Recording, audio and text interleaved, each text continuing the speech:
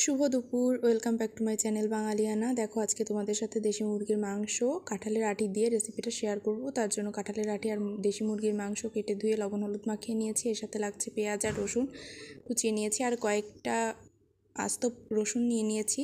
এরপর লাগছে tomato paste, আর মশলার জন্য লাগছে জিরে ধনে গুঁড়ো, আদার পেস্ট আর শুকনো মরিচের গুঁড়ো। এটাকে ভিজিয়ে রেখেছি। এবার তেলের ভেতরে ফোড়নে দিয়ে দিচ্ছি তেজপাতা, শুকনো ঝাল আর একটা এলাচ আর লবঙ্গ, জিরে দিয়ে দিয়েছি। এরপরে কুচনো পেঁয়াজ, রসুন, আস্ত রসুন এগুলোকে দিয়ে আর ওই ভেজানো মশলার পেস্টটা দিয়ে মশলাগুলোকে কষিয়ে নিয়েছি। এবার লবণ হলুদ আর লেবুর রস মাখানো মাংসগুলোকে দিয়ে সেগুলোকেও অনেকক্ষণ ধরেই কষিয়ে নিয়েছি।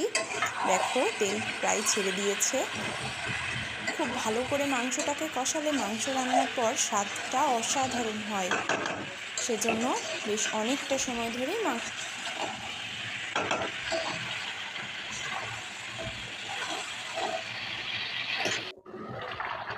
দেখো, এরপর জল দিয়ে মাংসটা ঝোলের জন্য করে নিয়েছি, ফুটিয়ে নিয়েছি ঝোলটাকে।